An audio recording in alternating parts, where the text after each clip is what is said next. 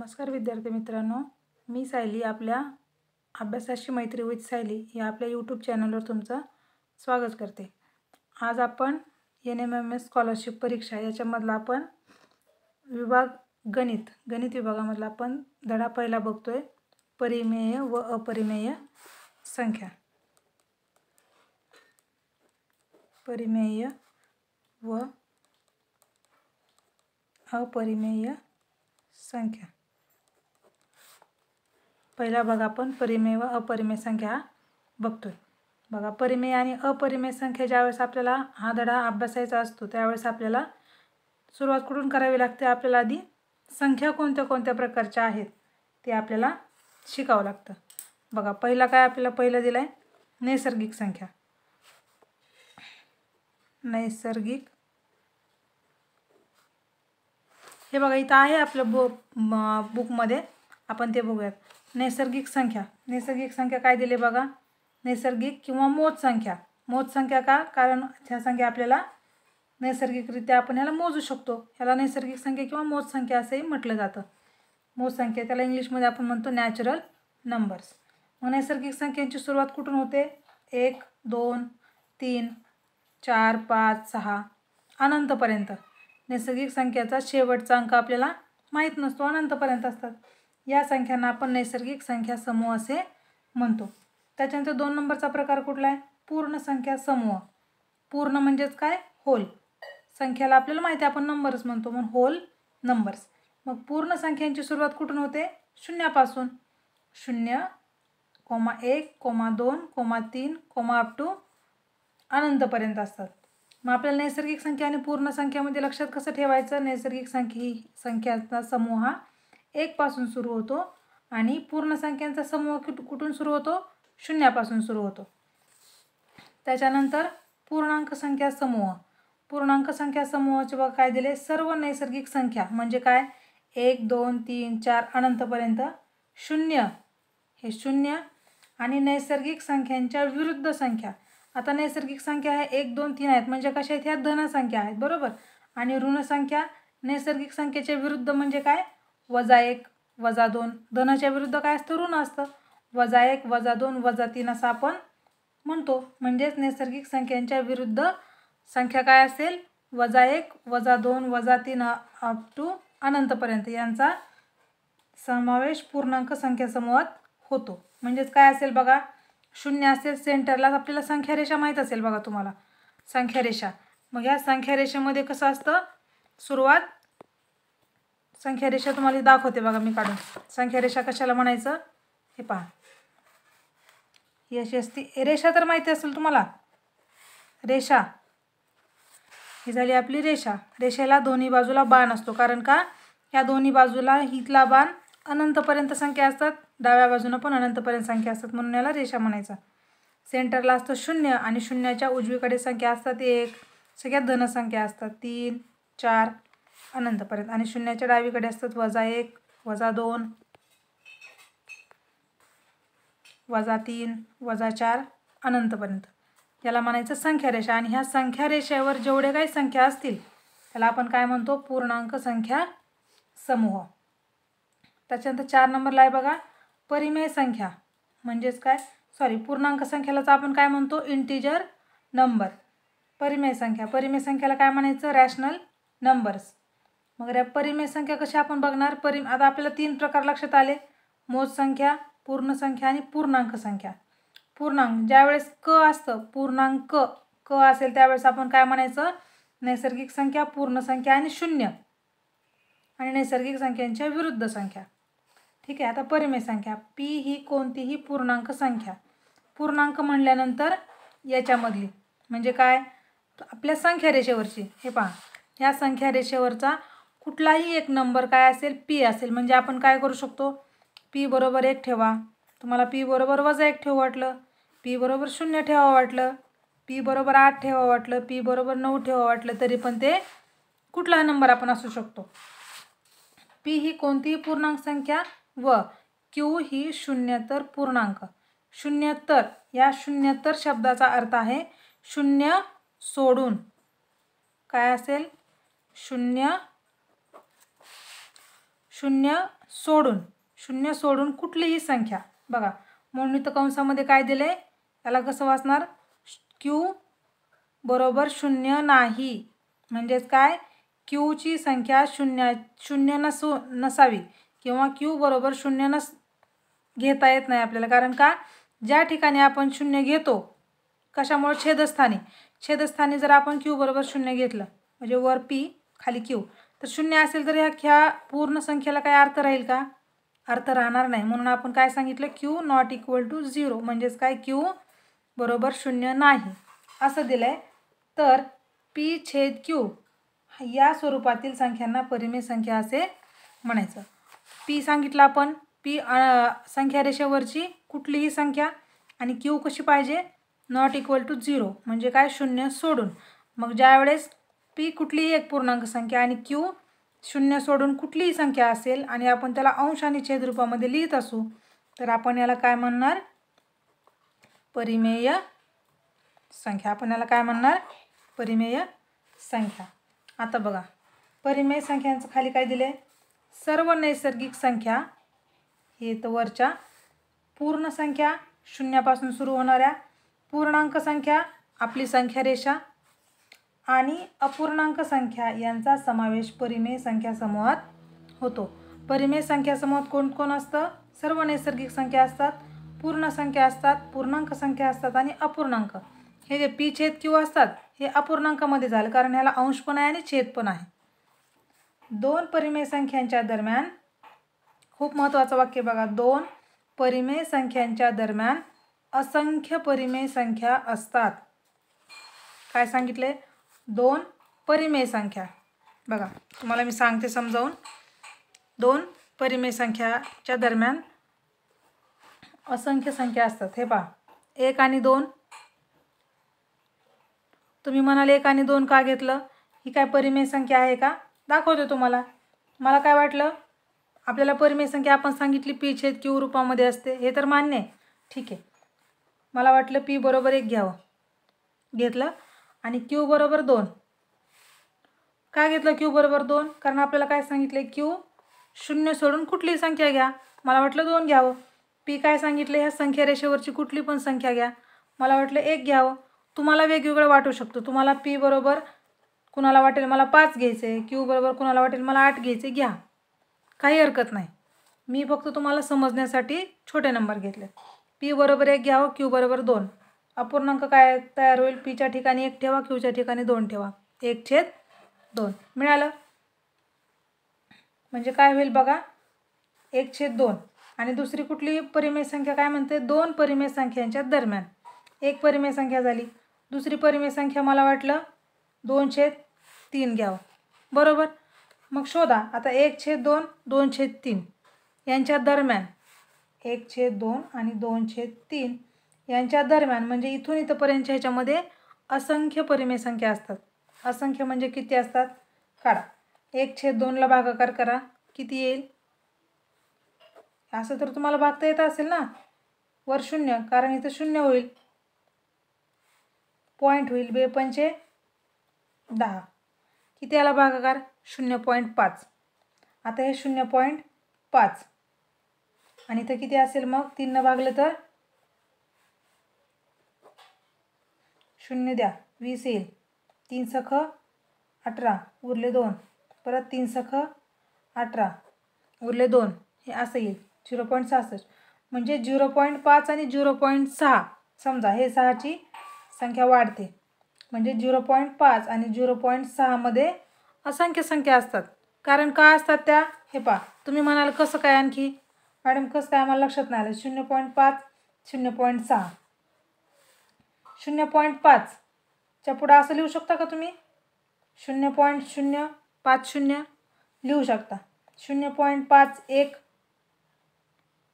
लिहिता येते की नाही लिहिता येते 0.52 लिहिता येते 0.53 0.54 0.55 अशा असंख्य संख्या असतात किती पण तुम्ही लिहा जोपर्यंत तुम्हाला 0.6 येत नाही तोपर्यंत ह्या सगळ्या संख्या 0.5 ते 0.6च्या दरम्यान असतात म्हणजे किती असतात असंख्य असतात त्याला आपण मोजू शकत नाही, एवढ्या संख्या असतात त्या.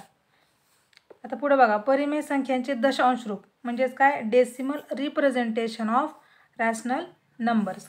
बघा, सर्व परिमेय संख्या या अंश व छेद म्हणजेच काय, व्यवहारी अपूर्णांक स्वरूपात लिहिता येतात. परिमेय संख्येच्या अंशास छेदाने भागल्यानंतर त्या संख्येचे दशांश रूप मिळते. परिमेय संख्येच्या अंशास आपण आता तेच केलं. परिमेय संख्येचा अंश किती होता, 1. आपण इथे 1 घेतलं. परिमेय संख्येचा छेद किती होता, 2. 2 न भागलं. काय म्हणते, परिमेय संख्याच्या अंशास छेदाने भागल्यानंतर, छेद 2 आहे, अंश 1 आहे, 2 ना आपण 1 ला भागलं तर त्या संख्येचं काय मिळतं, दशांश रूप. दशांश रूप म्हणजे काय, असं दशांश चिन्ह आपण ज्या संख्येमध्ये येतो भागाकार केल्यानंतर त्याला आपण म्हणतो दशांश रूप मिळतं. प्रत्येक परिमेय संख्या ही खंडित दशांश रूपात किंवा आवर्ती दशांश रूपात लिहिता येते. खंडित दशांश रूप म्हणजे काय, हे असं 0.5 आणि याच्यामध्ये आपण खंडित दशांश रूप किंवा आवर्ती दशांश रूप म्हणजे काय, एखाद्या संख्येला पूर्ण भाग जाणे आणि तो पण कसा. आता बघा, 2 न 1 ला भागलं, आपल्याला काय मिळालं, 0.5. याच्यावर आपल्याला आणखी 5, 6 असं काय मिळतंय का, नाही मिळत. 0.5 हेच आपलं करेक्ट आणि इथंच आपलं दशांश रूप किंवा भागाकार संपतो, बरोबर. आणि त्याच्या पुढचं आपण आपल्याला बघायचं. आता बघा, 6 नंबरचं काय दिले, खंडित दशांश रूप. ज्या परिमेय संख्येत भागाकाराची क्रिया पूर्ण होते, आता मी सांगितलं तुम्हाला तेच, भागाकाराची क्रिया पूर्ण होते, बाकी 0 उरते. किती उरली बाकी, इथं 0 उरते. त्या परिमेय संख्यांच्या दशांश रूपाला खंडित दशांश रूप म्हणतात. कशाला म्हणायचं खंडित दशांश रूप, ज्या संख्येला ज्या परिमेय संख्येमध्ये आपण ज्यावेळेस भागाकार करतो आणि भागाकार केल्यानंतर आपल्याला ज्यावेळेस बाकी 0 उरते त्यावेळेस आपण त्या दशांश रूपाला काय म्हणायचं, खंडित दशांश रूप. उदाहरण दिले बघा इथं, 17/4. तुम्हाला भागाकार करून दाखवलाय बघा. आधी इथलं बघा, मी सोडून दाखवते. 4 छेद आहे, भागाकारामध्ये भाज्य किती आहे आपलं, भाजक किती आहे, 17. 4 न बघा, 4 चौक 16. 17 मधून 16 गेले, किती राहिले, 1. करून घेतला 0. 0 का घेते आपण, 17 दिले पण 17च्या पुढे आपण किती 0 लावले तरी ते उत्तर आपल्याला 17ची किंमत बदलते का, नाही. 1 0 घेतला, 10 झालं. 4 दुणे 8, किती राहिले, 2. ठीक आहे. वरून घेतला 0. 4 पंचे 20, बाकी किती आली, 0. याच्यानंतर आपल्याला करता येते का आणखी, नाही. समजलं नसेल इथं सोडून दाखवते बघा. 4 न कितीला भागायचे, 17ला. आपण 17च्या पुढं दशांश चिन्ह दिलं आणि त्याच्या पुढं आपण 0 लिहिले तरी 17ची किंमत बदलणार आहे का, बदलणार नाही. घ्या मग, 4 चौक 16. 7 मधून 6 गेले, राहिले 1. 1 मधून 1 गेला 0. वरून काय करा, 1 0 घ्या, पॉईंट द्या. ज्यावेळेस आपण कुठल्याही संख्येच्या पुढं आपण 0 मनाने घेतो त्यावेळेस आपल्याला भागाकारामध्ये दशांश चिन्ह द्यावं लागतं. 10ला 4 दुणे 8, 0तून 8 जात नाही म्हणून 10 मधून 8 गेले 2, हाचा आला 1. 1 मधून 1 गेलं 0, वरचा 0 घेतला खाली. आणि आणखी आता तुम्ही म्हणाल मॅडम तुम्ही आत्ताच सांगितलं की ज्यावेळेस आपण मनाने 0 घेतो त्यावेळेस दशांश रूप द्यायचं. प्रत्येकच वेळेस द्यायची गरज नाही, फक्त पहिल्यांदा द्यायचं, ही आपली पद्धत आहे. 20 झालं, 4 पंचे 20, बाकी किती आली, 0. ही झाली बाकी. हा भागाकार, ज्या संख्येला आपण भागतो, कुठल्या संख्येला भागतोय आपण, ह्या, हे झालं भाज्य आणि हे भाजक. ज्यांना आपण भागतो ते भाजक, हे भाज्य. उत्तर किती आलं आपलं, भागाकार 4.25 म्हणजे 4.25. याच्या पुढे आणखी संख्या आहे का, नाही. हा आपला इथं भागाकार संपलाय, कारण का बाकी 0 आली. आपण इथं आत्ताच सांगितलं काय, ज्या परिमेय संख्येत भागाकाराची क्रिया पूर्ण होते त्या परिमेय संख्येला दशांश रूपाला खंडित दशांश रूप असे म्हणतात. पुढे दिले बघा 43/8. एकदम सोपं आहे, इथंच सांगते तुम्हाला. 43, 8 पंचे 40, उरले किती, 3. वरून घेतला 0. आता 30ला कितीनं भाग जाईल? 8 त्रिक 24. इथं 0 दिला म्हणून आपण दशांश चिन्ह दिलं. 8 त्रिक 24. 30मधून 24 गेले राहिले 6. 0 घ्या. 8 सती 56. उरले 4. वरून घेतला 0. 8 पंचे 40. बाकी किती आली? 0. भागाकार 5 दशांश चिन्ह 3 7 5. दशांश चिन्हाच्या पुढे जेवढे काही नंबर असतील त्याला 375 असं वाचायचं नाही. त्याला दशांश चिन्हाच्या पुढे जेवढे काही नंबर असतील त्या प्रत्येक नंबरला आपण सेपरेट वाचायचं. 3 7 5. उत्तर काय आलं? 43/43 बरोबर 5 दशांश चिन्ह 3 7 5 हे आपलं उत्तर आलं. हे आपण आता काय शिकलो? खंडित दशांश रूप. आता आपल्याला काय बघायचं आहे? अखंडित किंवा आवर्ती दशांश रूप. बघा, अखंडित किंवा आवर्ती दशांश रूप ते कसं असतं बघा. आवर्ती दशांश रूप म्हणजेच काय? Non terminating recurring decimals. आवर्ती दशांश अपूर्णांक म्हणजे काय? ज्या परिमेय संख्येत भागाकाराची क्रिया पूर्ण होत नाही, म्हणजेच काय? बाकी शून्यतर संख्या येते. शून्यतर मी आताच सांगितलं, 0 सोडून दुसरी संख्या येते बाकी. व भागाकारात दशांश चिन्हानंतर चिन्हाच्या उजवीकडे एकच अंक किंवा अंकांचा समूह पुन्हा पुन्हा येतो, अशा प्रकारच्या दशांश अपूर्णांकाला आवर्ती दशांश अपूर्णांक असे म्हणतात. आता आपण बघितलं खंडित. खंडित म्हणजे काय? थांबणे. खंड म्हणजे स्टॉप करणे, थांबणे एका जागेवर.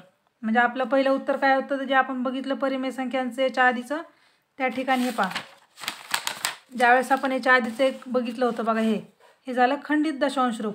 कारण इथं आपल्याला बाकी शून्य आली आणि भागाकार पण कंप्लीट झाला, कुठली संख्या रिपीट झालेली नाही. बरोबर. आता आपण काय बघतोय? आवर्ती दशांश अपूर्णांक. आवर्ती दशांश अपूर्णांकामध्ये काय सांगितलं?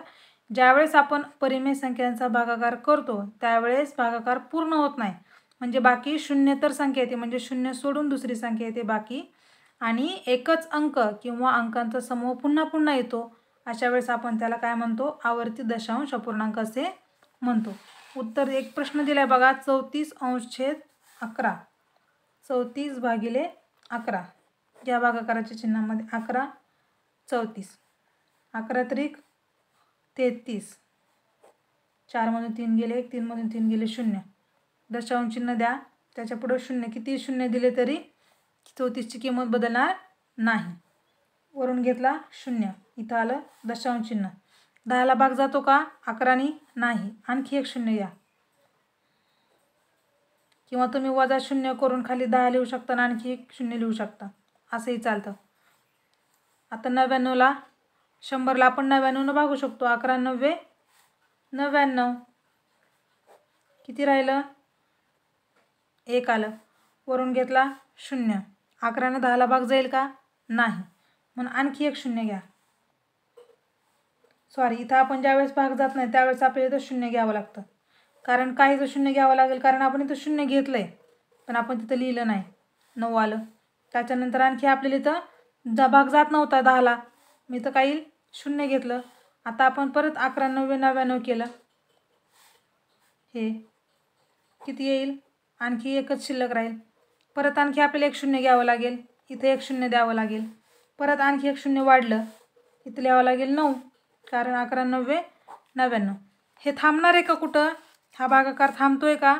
नाही. आपण कितीही वेळा भागाकार केला तरी आपल्याला 0 घ्यावंच लागणार, बाकी 1 येणार, परत 0 घ्यायचं, परत 99. हे प्रोसेस चालूच राहते, ही प्रक्रिया चालूच आहे. मग भागाकारमध्ये बघा बरं तुम्हाला काय आढळून येते? 0 9 0 9 0 9 0 9 हे आपल्याला वाढतच जाते. म्हणजे हा पूर्ण होतोय का? हा भागाकार कंप्लीट होतोय का? बाकी 0 सोडून 0 तर संख्या येते, म्हणजे एक संख्या येते भागाकारामध्ये. 0 9 हा जो संख्या, कारण इथं सांगितले एकतर एकच अंक किंवा अंकांचा समूह, इथं 2 अंकांचा समूह सतत तोच येतोय. बरोबर आहे. आणि इथं पुढे एक दिले बघा, -19/3. 19/3 याच्यामध्ये पण सेम तसंच येते. म्हणजेच काय होते बघा, 34/11 बरोबर 3.0909 बरोबर काय येतं? ज्यावेळेस आपण आवर्ती दशांश रूप शिकतो त्यामध्ये आपल्याला ज्या संख्यांची आवर्ती होते, म्हणजे ज्या संख्या सतत त्याच येत आहेत, त्यावेळेस आपण त्या संख्यांच्या डोक्यावर एकतर आडवी रेष, त्याला आपण बार म्हणतो, ते देतो, किंवा त्या संख्येच्या पुढे आपण असं दशांश चिन्ह देतो, असं आपण डॉट डॉट देत जातो. म्हणजे याचं उत्तर काय ते बघा, 34/11 बरोबर 3.090909 हे चालूच राहते. म्हणजे काय, 3.009 हा जो अंकांचा समूह आहे, हा सतत हाच येतोय, वाढतोय, म्हणून आपण त्याच्या डोक्यावर असा बार देतो. याचा अर्थ काय, याचं उत्तर काय आहे, आवर्ती दशांश रूप आहे. इथं बघा काय दिले, दशांश चिन्हानंतर 09 या अंकांचा गट पुन्हा पुन्हा येतो आहे. ती पुनरावृत्ती टाळण्यासाठी त्या गटावर आडवी रेघ देतात. त्याचप्रमाणे दशांश चिन्हानंतर 3 हा अंक पुन्हा पुन्हा येत आहे, म्हणून दशांश आवर्ती रूपात लिहिताना 3च्या डोक्यावर आडवी रेघ किंवा टिंब देतात. धनपरिमेय संख्या.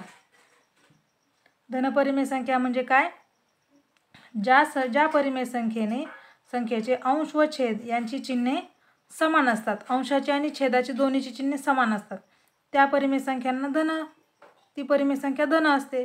उदाहरण काय दिले, 5/8 म्हणजे काय बघा, इथं लिहिते 5/8, वरचं पण प्लस आहे, खालचं पण प्लस आहे, कारण काय सांगितले, अंशाचं आणि छेदाचं चिन्ह समान पाहिजे. दुसरं काय दिले, -3 -4, अंशाचं पण वजा, छेदाचं पण वजा असेल तर आपण त्याला काय म्हणतो, धनपरिमेय संख्या असे म्हणतो. ऋणपरिमेय संख्या. ज्या परिमेय संख्येचे अंश व छेद यांची चिन्हे भिन्न असतात त्यांना काय म्हणतो आपण, ऋणपरिमेय संख्या म्हणतो. हेच उदाहरण घ्या, इथं घ्या -5/8 आणि इथं घ्या 3/4, वरचं प्लस आहे, खालचं मायनस आहे, वरचं मायनस आहे, खालचं प्लस आहे. हे काय झाली, ऋणपरिमेय संख्या. हे काय झाली, धनपरिमेय संख्या. धनपरिमेय संख्येमध्ये अंश आणि छेदाचे चिन्ह समान असतात, ऋणपरिमेय संख्येमध्ये अंश आणि छेदाचे चिन्ह भिन्न असतात. बघा, संख्यांची काही वैशिष्ट्ये, खूप महत्त्वाचं आहे हे, कारण काय, याच्यावर आपल्याला स्वाध्याय सोडवायचा आहे. त्या स्वाध्याय सोडवण्यासाठी आपल्याला या गोष्टी लागतात. बघा, पहिला काय दिले, 1 ही सर्वात लहान नैसर्गिक संख्या. सर्वात लहान नैसर्गिक संख्या कोणती, 1 असून सर्वात मोठी नैसर्गिक संख्या सांगता येत नाही. कारण मी सांगितलं होतं तुम्हाला, कारण ह्या नैसर्गिक संख्या कशा असतात, असंख्य असतात, त्याची आपल्याला शेवटची संख्या सांगता येत नाही. 2 नंबरला, 0 ही सर्वात लहान पूर्ण संख्या असून सर्वात लहान पूर्ण संख्या कोणती, 0, कारण 0पासूनच सुरुवात होते, आणि सर्वात मोठी पूर्ण संख्या सांगता येत नाही. 3 नंबरला, सर्वात लहान पूर्णांक, कारण पूर्णांक संख्या सर्वात लहान व सर्वात मोठी पूर्णांक संख्या सांगता येत नाही, कारण ही संख्या रेषा आहे आणि संख्या रेषेवरच्या दोन्ही बाजूकडच्या संख्या आपल्याला सांगता येत नाहीत, कारण त्या असंख्य असतात. 4 नंबर, 1 ही सर्वात लहान धनपूर्णांक संख्या आहे. 1 सर्वात लहान धनपूर्णांक संख्या आहे, तर -1 ही सर्वात मोठी ऋणपूर्णांक संख्या आहे, कारण 1 सर्वात लहान धनपूर्णांक आणि -1 सर्वात मोठी ऋणपूर्णांक. कारण -1 ज्यावेळेस एखाद्या चिन्हासमोर लागतं त्याच्यानंतर ही सगळ्यात लहान संख्या 1, पण त्याच्या आधी वजा आहे म्हणून ही मोठी आहे. -2 -1 पेक्षा लहान आहे, असं -100 ही संख्यासुद्धा -1 पेक्षा लहान आहे, म्हणजे सर्वात मोठी संख्या -1. आणि प्रत्येक संख्या समूहात असंख्य संख्या असतात. आता महत्त्वाचे मुद्दे, परिमेय संख्या म्हणजेच रॅशनल नंबर. काही परिमेय संख्यांचे दशांश रूप खंडित तर काहींचे आवर्ती असते. P ही कोणतीही पूर्णांक संख्या व Q ही शून्येतर पूर्णांक, म्हणजेच काय, Q ≠ 0 म्हणजेच काय, Q बरोबर 0 नाही असेल व P/Q ही संख्या खंडित किंवा अखंड आवर्ती दशांश रूपात व्यक्त करता येत असेल तर P/Q या संख्येस आपण काय म्हणतो, परिमेय संख्या असे म्हणतात. हे पहा, संख्या रेषेवर परिमेय संख्या दर्शवणे. मी आताच सांगितलं तुम्हाला, संख्या रेषा दाखवली होती आणि तर पुस्तकात पण तुम्हाला दाखवली. बघा काय दिले, संख्या रेषेवर 0 ही संख्या मध्यभागी दर्शवतात. मी आता तुम्हाला दाखवली आणि सोडवून पण दाखवली होती. बघा, व त्या बिंदूस आरंभ बिंदू म्हणतात. कारण ह्याला आरंभ बिंदू का म्हणायचं ह्या संख्येला, कारण संख्या रेषेची सुरुवात 0पासूनच होत असते, बरोबर. 0च्या ते दिले बघा, याला 0 इथून सुरुवात होते म्हणून हे 0ला काय म्हणायचं, आरंभ बिंदू. आणि आरंभ बिंदूच्या उजवीकडील, मी आता प्रत्येक गोष्ट तुम्हाला सांगितली, हे मला तुम्हाला पुढे यायच्या आधीच मी आधी सांगितली होती. बघा, काय दिले पुढं, आरंभ बिंदूच्या उजवीकडील संख्या कशा असतात, धन असतात, तर डावीकडील संख्या ऋण असतात. आणि संख्या रेषेवरील सर्व संख्या परस्परांपासून समान एकक अंतरावर असतात किंवा दर्शवल्या जातात. ही संख्या रेषा जवळून बघा जरा. काय दिले, 0 आपला आरंभ बिंदू, त्याला नाव दिले ओ. आणि आरंभ बिंदू 0 पासून किंवा ओ पासून पुढं आपल्याला बघा संख्या दिलेत, बघा परिमेय संख्या दिलेत सगळ्या. 1/4, 2/4, 3/4, 4/4, 5/4, 6/4, 7/4 आणि 8/4. इकडं बघा डावीकडे 0, -1, -2, -3 अशा आपल्याला दिलेत. पण त्याच्यामध्ये आपल्याला काय दिलेत बघा, 2 असे अंक दिलेत किंवा 2 अशी अक्षरं दिलेत. एचा किती नंबर दिलाय, 3/4 आणि बीचा किती दिलाय, -11/4. त्याचं आपण बघूयात खाली सोडून काय दिले ते बघा. आरंभ बिंदूच्या उजव्या बाजूस 1,2,3 हे धन पूर्णांक व आरंभ बिंदूच्या डाव्या बाजूस -1 व